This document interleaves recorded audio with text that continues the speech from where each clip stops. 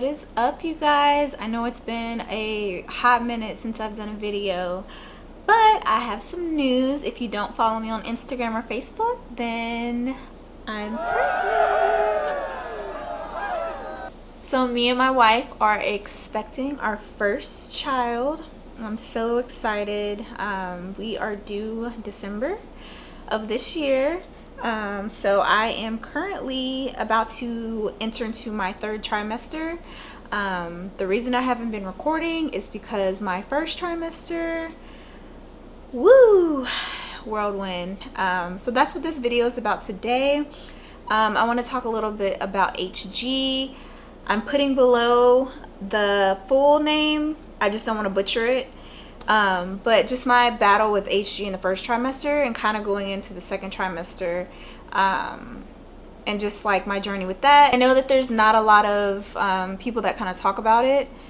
When I was going through it myself, I know I was looking for resources, and so I thought that, you know, me just kind of saying my journey would help someone else. I know I joined like Facebook groups for it. I have an app I use called Glow, and I joined a group on there. And then also YouTube was a great source for me to kind of like learn of other people's journeys and what they did and how they got through it, and just some motivation, because when you're going and battling with HG, you feel like, when is this gonna end? Like, is this life? Like, is this gonna be the whole pregnancy? And for some women it is. But yeah, so stay tuned. Important takeaway from this video: HG is not morning sickness. I repeat, HG is not morning sickness. So a little background on, you know, my pregnancy journey and how I became pregnant, me and my wife. And I'll probably do another video on this because I know I'm pretty sure some people are curious. We did do IUI. It wasn't on the first try, so it definitely took a while for us. About a year of trying on and off. And so for us, me becoming pregnant was like just amazing, honestly. After trying so many times, and you know, we had one moment where we did miscarry, and I can also do another video about that if anybody's curious about that journey. I'm finally, I guess, comfortable enough to open up about it and kind of just, you know, there's so many women that go through it every year, and I think that having a network and a support is definitely important. But yeah, so we were trying on and off for a year. We finally, you know, we were gonna do our last IUI March of this year, 2020. And we were like, if this doesn't work, like, we're gonna have to do IVF, which is hella expensive. So, you know, IUI is already expensive, but then the IVF thing, like, I can only, you know, imagine the couples that have to go that route.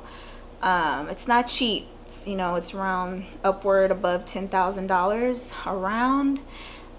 So we were just very hopeful going into it and just hoping for the best, and voila, you know, we went in for our pregnancy test 2 weeks later and found out that we were indeed pregnant, and this pregnancy was flourishing more than the first pregnancy.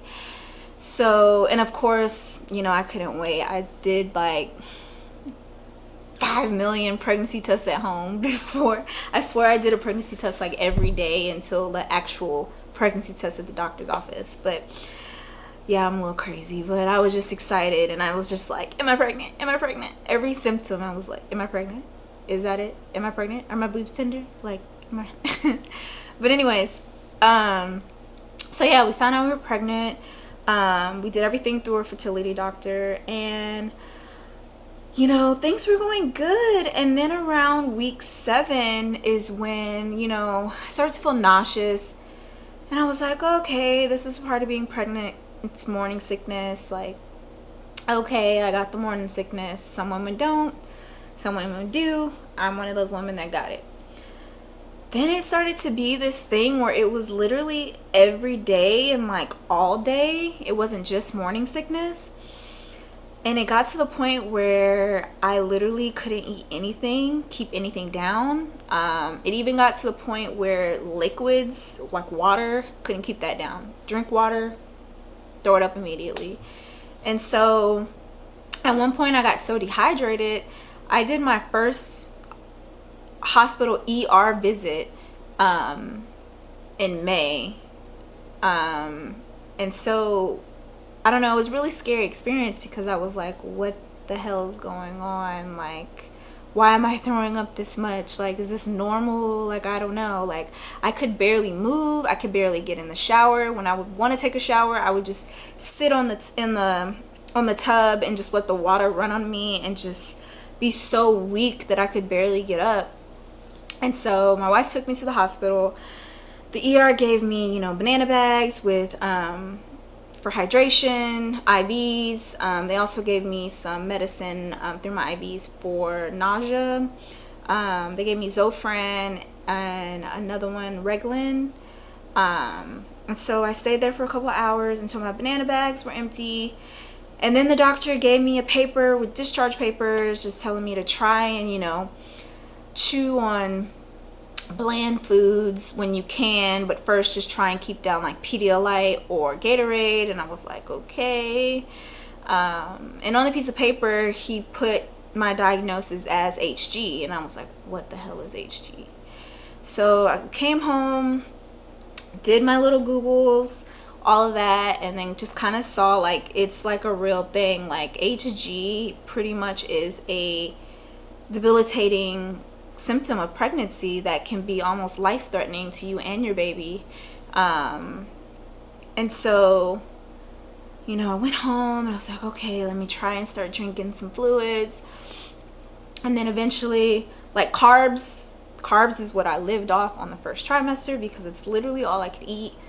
Crackers, oh my god, everyone would tell me to eat crackers and I was like, I can't take it, they're so disgusting, like I can't, like it's just not working. The cracker thing, I hated hearing that. I would nibble on some bread sometimes. And then finally I went in to see my OB. She told me that, you know, if I needed to get fluids, I can go into the clinic, but they're only open Monday through Friday, 8 to 5. So if it was outside of that, I would have to go to the ER. But she told me to try and drink Ensures. So I got some Ensures, tried to drink those. Those weren't staying down either. So at that point I was just like begging to eat something, and like my stomach would just be like, no, you're not gonna do it. So at that point, my doctor did get me on my fertility doctor, because I was still seeing my fertility doctor just up until a certain amount of weeks, and then, you know, you continue on with your OB. He started me on Bongesta. Bongesta wasn't working for me. And I know it's a couple celebrities have kind of, like Kim Kardashian has kind of like spoke on using Bongesta during her pregnancy. Didn't work for me. And then he prescribed me some Zofran, the dissolving tablets under your tongue, 4 milligrams. I mean, I don't know if it was in my head if it worked or not, or it was just kind of like a thing of just feeling like if I'm taking it, like it's working, but I still could barely keep anything down. And at that point I had already transitioned to my OB and had been seen at the clinic for fluids because I got dehydrated again. And then at that point they prescribed me Finnegan, which is a suppository. Well, it could be a suppository or oral pill. I did the suppository because I wasn't able to keep anything down, and at this point I had lost about almost 15 pounds. People could definitely see it when they saw me out in public, or saw me after not seeing me for a while, like, wow, you lost weight, like you can really tell. And I'm like, damn, I lost weight and I'm pregnant, like ain't I supposed to be gaining weight, like what's going on? But lost about 15 pounds. And so the Finnegan suppositories, they I mean, I read on pregnancy community boards that, you know, it knocks you out and it's uncomfortable. I'm gonna be honest with you, TMI, it's like you have to poop right when you put it in, so you just kind of have to like hold through it for about 20 minutes until it dissolves all the way. But the Finnegan definitely, I feel like at that point helped the most. If I had to say between all the medicines, it helped the most for me. So I would take a Finnegan at night before I went to sleep, and then it also would help me go to sleep because I could not fall asleep. So the Finnegan would help, and then in the morning I'd take a Zofran under my tongue, and as needed throughout the day. And I would say for about through the first trimester, I went in for IV fluids about 3 times from being dehydrated. You know, it's definitely hard to explain what HG is unless you're actually going through HG, because it's just hard to explain. Most people are just like, oh, it's morning sickness, oh, just do that, just do that. I tried Preggy Pops, I tried the tea, the nausea teas, I tried all of that shit. It did not work. So definitely, you know, you feel like you just want it to end. It's like a hangover times 10 every morning and all day and nonstop. So anybody battling with HG or going through HG right now, I feel for you. I'm here for you. If you want to leave a comment below, we can chat about it. Please, please, please be your biggest advocate. That's one thing. I have a supportive OB, but I've definitely read about some women whose doctors didn't take them serious when it came to their symptoms. So if you need to find another doctor, do that. That takes you serious. And ask about medications. Like, the medications are there for a reason. They're safe for pregnancy. Definitely talk to your doctor and make sure that, you know, what they think is best for you in your situation. But you know, I had to go through several medications before I got to the ones that actually worked for me. I know some people try B6 and Unisom, which is the sleep tablet. That didn't really work for me. It's pretty much the same as Bongesta, but that is an option if you don't have the money to get the medications that are out there for this specific issue. But I would definitely say support groups on Facebook. There's a ton of them. I joined 2. There's the Her Foundation. They, you know, specifically are geared towards HG. Check them out. They have panels and stuff on Facebook and all that all the time. Pregnancy apps, join their community boards, and Facebook is also a good resource because, you know, you feel like you're kind of in it alone and no one understands what you're going through. You don't want to be bothered. You kind of distance yourself from everyone. But, you know, having a support system will help, and a spouse and a partner, if you do have one, being supportive and letting them know, like, kind of trying to explain what you're going through helps.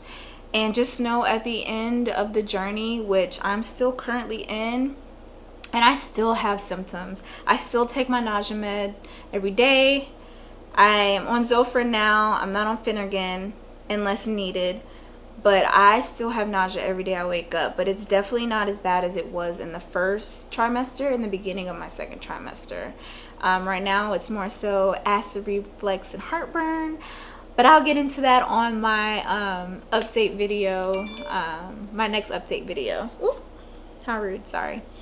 But yeah, so if you have any questions or want to know anything about my journey so far, I know I'm going to do a couple more videos throughout this pregnancy, but this is the first one just to kind of explain why I've been MIA and what HG is, and just kind of like be a support system to anybody that needs it.